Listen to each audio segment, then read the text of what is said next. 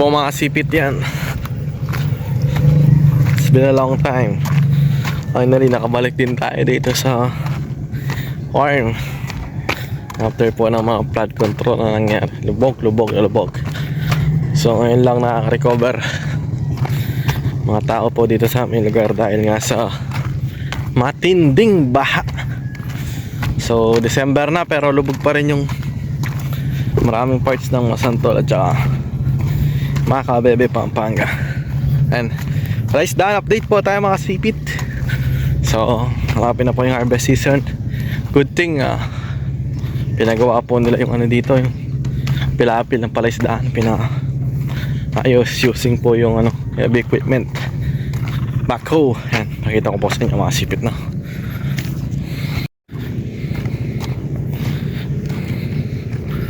Yan po mga sipit.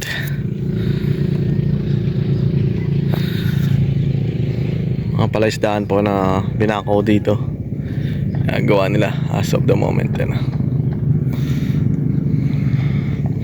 bako na lang ng bako, laging nasisira. Sabi sobrang lalo na ng palaisdaan na to yan. Ilang beses na nabako, ano. Ito po ako ng bahay. Pagkakaalam ko ilubog pa kami, hindi na lumitaw. Grabe. Yan o. And before Christmas po mga sipit, mag-harvest na tayo ng ano, mga alimangong walang kamatayan. Bago po ang Pasko.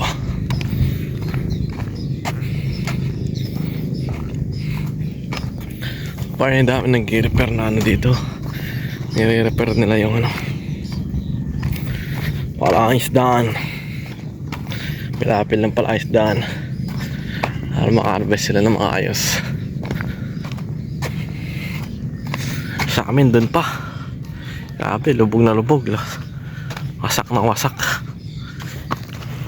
Hindi ko sure kung makakapunta ako ng Ispan ngayon kasi meron lang kukunin na ano, important document, mga diploma ko, baka malubog sa ba, kukunin ko na sa safety ko na yan mga sipit. And grabe init. And pagdating ko po ng bahay mga sipit ay update ko po kayo kauwi ng bahay. Lang sira ay ko.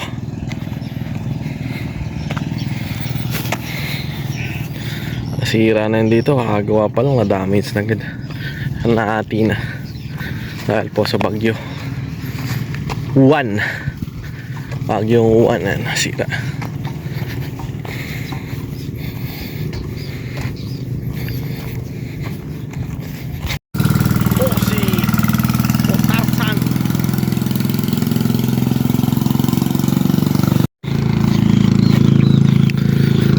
Ayan mga sipit, happy na po ako sa aming bahay. Grabing situation dito, napabayaan na talaga. Napo kasing dito nakatira. Na lang, kanak-kanak na lang yung mga natira dito due to the ano, condition of the location. Nakangirap ng access ng ano, hirap sa access pagpunta pag-uwi ano. Pila-pila no? Ito na ang bubungad sa atin, lubog agad. Dito pa lang kita ko na everything praise Lord, praise Lord. Aray ko,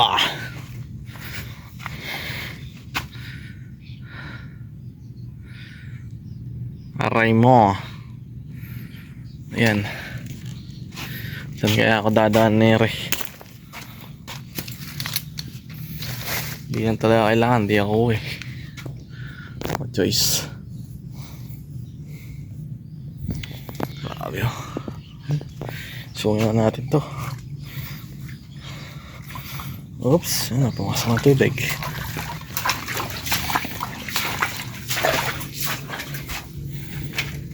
Sarado. Dito tayo dadaan. Likod. Basta talaga ako ng pa.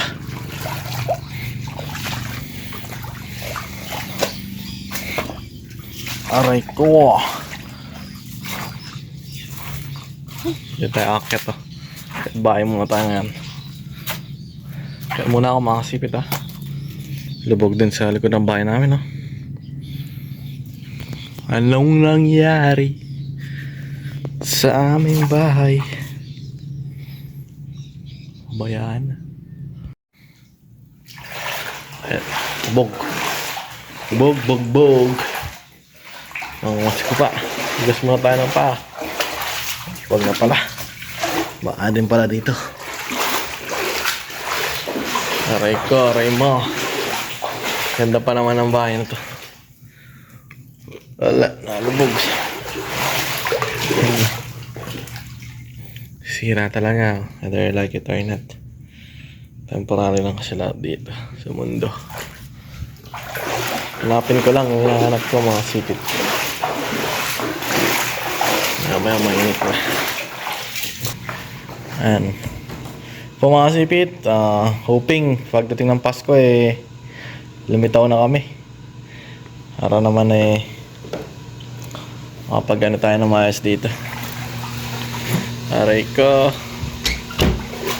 Ubog pa rin sa ba. Papasko na lang.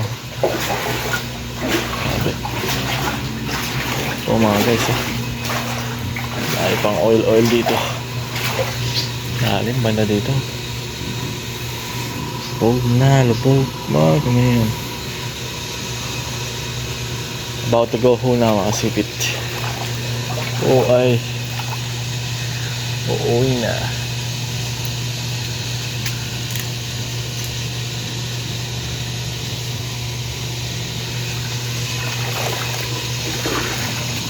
Bog. Bog, bog.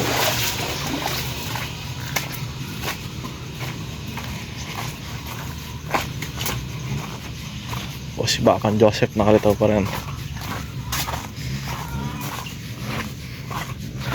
O, si Bakang Joseph.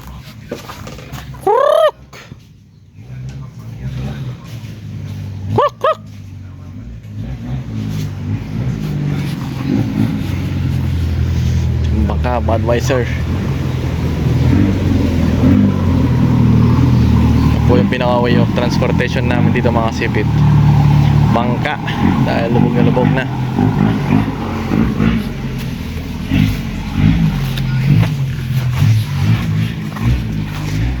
Sira din ang palasdaan dito. Aray ko. Aray mo, aray ko. Sira din. Sipit, bigyan ko lang po kayo ng konting background knowledge dito po sa aming lugar. Before po during the month of November hanggang December, January and so on and so forth ay ano na po dito,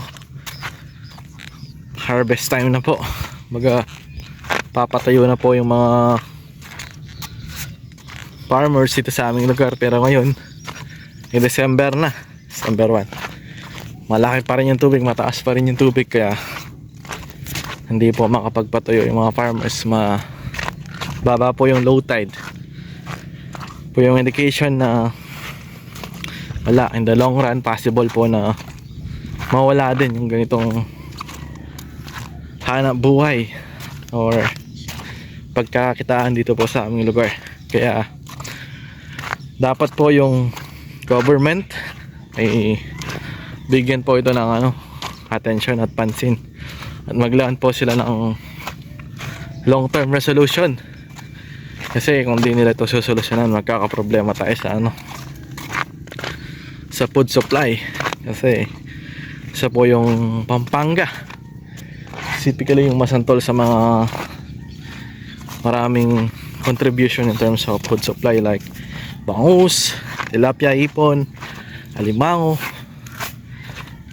and so on and so forth. Marami pang mga laman dagat. At the same time, marami po yung mga maapektuhan dito sa aming lugar. Marami yung mawawalan ng trabaho, kagaya po ng mga workers init sa palaisdaan.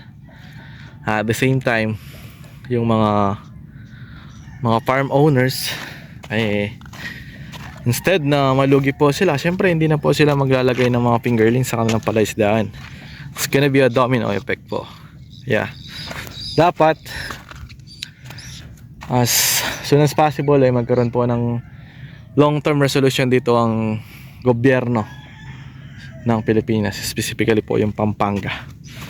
Wag nilang pabayaan yung ganitong source of income, kasi isa ito sa mga baga major contribution para continuous po yung improvement ng isang bansa. Yan, so maraming maapektuhan, kaya dapat lagyan po nila ito ng long term resolution. At the same time, and dami ng baha dito, grabe, ever since puro baha na lang. So dati yung baha dito weeks lang, ngayon tagal na lang ilang buwan dahil nga sa baba ng mataas na level ng tubig. So nawa magkaroon ng long term resolution, gawan po nila ng dike dito po, ipaikutan nila ng dike yung buong Masantol hanggang doon sa may part ng Bulacan para ma-maintain, kumbaga meron pong nag-maintain sa level ng tubig para yung mga kabahayan at yung mga hanapbuhay ng mga tao hindi maapektuhan. Yan po mga sipit, yan po yung update natin ngayon sa mga palaisdaan. At the same time dito po sa aming bahay, dito sa aming lugar, yan, wasak na wasak, pero still despite of this kind of situation and condition, kailangan pa rin po natin magpasalamat sa Diyos kasi nakasurvive tayo. At the same time ay nakaraos tayo everyday. Grabe bunga yung aming singit ko lang bunga yung aming tawag kasi dito, sampalok. Yan, so ingat po kayo lahat mga sipit. Sa ibang lugar mas malala pa po yung maging experience nila. So normal na po dito ito dahil every year binabaha po talaga kami dito sa Masantol, Pampanga. So if you have any question about this video, please comment down below mga sipit, okay, so that I can answer your question. Please take care always, and always trust the Lord. Bye bye.